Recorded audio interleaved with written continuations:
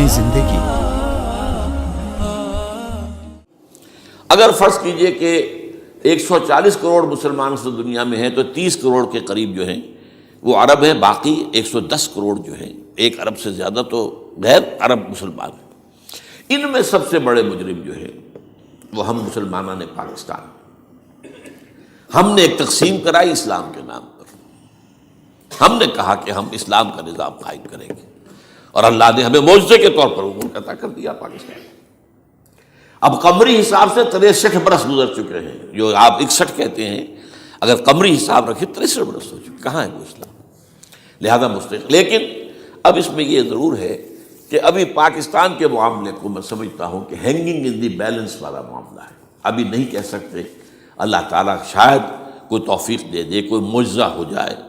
کیونکہ میرا تو یقین یہ ہے کہ یہ قائم بھی معجزے سے ہوا ہے، جس پر میں نے تفسیراً کتاب میں لکھا ہوا ہے اپنی استحکام پاکستان، اور اب کوئی دوبارہ معجزہ ہو سکتا ہے۔ اور وہ معجزہ کیا ہوگا کہ پوری قوم میں توبہ کی ایک کیفیت پیدا ہو جائے، اللہ کے کرنے سے ہو سکتی ہے۔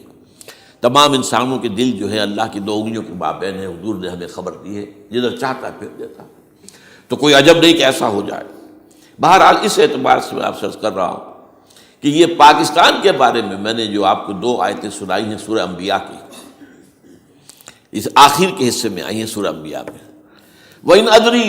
أَقَرِيبٌ أَمْ بَعِيدٌ مَا تُوعَدُونَ۔ دیکھو لوگوں، مجھے یہ معلوم نہیں ہے کہ جس عذاب خداوندی کا تم سے وعدہ کیا جا رہا ہے وہ قریب آ گیا یا دور ہے۔ یہ حضور سے کہا جا رہا ہے، قل، آپ یہ کہہ دیجیے، إِنْ أَدْرِي أَقَرِيبٌ أَمْ بَعِيدٌ مَا تُوعَدُونَ۔ ساتھ ہی یہ بھی فرمایا وَإِنْ أَدْرِي لَعَلَّهُ فِتْنَةٌ لَكُمْ وَمَتَاعٌ إِلَىٰ حِينٍ، اور مجھے نہیں معلوم، ہو سکتا ہے کہ یہ تمہارے لیے ایک فتنہ بن کر معاملہ آ گیا ہو اور ابھی تمہیں اور مہلت دے دی جائے۔ اس حوالے سے ہم نہیں کہہ سکتے، اب آپ کو معلوم ہے میں تفصیل سے بیان کر چکا ہوں جس طریقے سے مجموعی طور پر پاکستان کا گھیراؤ کیا گیا ہے، اور جس طریقے سے یہ جتنا نیو کونز کا اور کرسچن اور جو جیوش زائنسٹ ہیں، اور اب ان کے اندر اضافہ کیجیے اب ہندو زائنسٹ کا، اب یہ جس طریقے سے گھیرے کے اندر لے رہے ہیں پاکستان کو، جس طرح بھارت کی فوج افغانستان میں بھی آ رہی ہے، اس نے اپنے کتنے قونصل خانے کھولے ہوئے ہیں افغانستان میں، کس لیے؟ جو کچھ وہ ہو رہا ہے بلوچستان کے اندر، جو کچھ ہمارا پورا صوبہ سرحد ہے، اور اس سے آگے بڑھ کر جو کچھ کراچی میں ہو رہا ہے، یہ سارے معاملات جو ہیں وہ دیکھ لیجئے تو گویا کہ باہر سے ہمارا گھیراؤ مکمل ہو چکا ہے۔ اور اس میں یہ ہے کہ تازہ جو بمبئی کے اندر جو ہوئے ہیں معاملات وہ نوٹ کیجئے، کس طریقے سے اب اسے کہا جا رہا ہے کہ کچھ مسلمانوں نے کیا ہے، حالانکہ اس کے اندر سب سے بڑا ثبوت یہ ہے کہ ایک ہندو ہیمنت، جس نے کہ وہاں ساری تحقیقات کی کہ سمجھوتا ایکسپریس کو جو اڑایا تھا کس نے اڑایا تھا، اس کی انہوں نے کہا جب کی ہے تحقیقات، ب یہ اس کو گیو دم دی کریڈٹ۔ ہندو قوم کے اندر کم سے کم یہ بھی بات موجود ہے، جہاں وہ بدماشیاں ہیں وہاں یہ بھی ہے، یہ خیر بھی ہے، جہاں برائیاں ہیں ان کے اندر وہ خوبیاں بھی ہیں۔ ان کا ایک کمیشن ہے، اس نے صاف ایک ہندو کو، اور ہندو بھی سرونگ کرنل کا یہ ہے ماسٹر مائنڈ، اس نے کروایا اور وہ گرفتار ہوا، serving kernel of Bharat army. تو اب ظاہر بات ہے کہ اس کو مارا گیا ہے بمبئی میں، اس کو مسلمان کاہے کو مارے گے؟ مسلمانوں کا تو وہ کہ محسن تھا، وہ مسلمان کس وجہ سے اسے مارے گے؟ اسے مارنے والے کون ہیں؟ وہی ہندو زائنسٹ کہہ لیجئے ان کو، یا ہندو تشدد پسند کہہ لیجئے، جو پاکستان کو ختم کرنے پر تلے بیٹھے ہوئے ہیں۔ یہ ان کا در حقیقت کام ہے کہ اس شخص نے اتنی بڑی حرکت کی کہ ہمیں جو ہے ہماری سازش کو بے نقاب کر دیا۔ تو اصل میں لیکن یہ سب کچھ جو ہو رہا ہے وقتی طور پر تو بہت ذرا طوفان اور جوش آیا تھا، معلوم ہوتا تھا کہ شاید 9/11 والا معاملہ جو تھا نیو یارک کا، اس کے نتیجے میں جو ایک دم امریکہ جو ہے نکلا ہے غصے کے اندر، اور پوری قوم اس کی کھڑی ہو گئی اور پوری دنیا جمع ہو گئی افغانستان پر حملے کے لیے، شاید ایسا معاملہ ہو جائے، لیکن نہیں، اللہ کا شکر ہے کہ یہ معاملہ جو ہے ان ادری لعلہ فتنۃ لکم ومتاع الی حین۔ ابھی کل کی جو تازہ ترین رپورٹ ہے وہ یہ ہے کہ اوباما کو بریفنگ دی گئی ہے کہ پاکستان کے جو نیوکلیئر بامبس ہیں وہ ولنریبل ہیں، اور ان کے اندر اندیشہ ہے کہ وہ جو ہے شدت پسندوں کے ہاتھ میں نہ پڑ جائیں۔ اس کو کوئی نہ کوئی بہانہ انہوں نے بنانا، یہ جو میں آپ سے عرض کر چکا ہوں۔ کچھ ہمارے لوگوں کو یہ امیدیں ہو گئی تھی براک اوباما کے آنے سے، یہ میں نے پھر اس کے بعد ایک مضمون میں پڑھا ہے، آپ کے لیے بھی نئی بات ہوگی۔ براک کا لفظ جو ہے اس میں یہ بھی اسلامی ہے، یہ برکت سے ہے،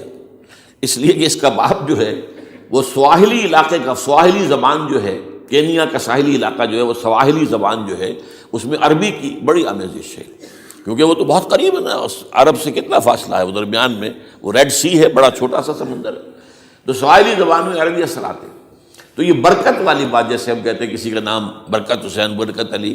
تو یہ وہ ہے بارک برکت والا، بارک حسین، اور پھر حسین کا وجود۔ تو اس سے بڑی توقعات ہو گئی تھی، لیکن نظر یہ آ رہا ہے کہ جو بش کا ایجنڈا تھا، اس لیے کہ اصل میں اس کی پالیسی بنانے والے میں آپ کو بتا چکا ہوں، کوئی ایک فرد نہیں ہوتا وہاں تو پورے ادارے ہیں، بڑے بڑے تھنک ٹینکس ہیں، اور یہ ثابت ہو گیا ہے کہ اس اوباما نے آتے ہی سب سے زیادہ کٹر جو زائرسٹ تھا امریکہ کے اندر، جس کا نام ہی اسرائیل ہے، اسرائیل رحم، جو ہے اسرائیل رحم ایمانویل،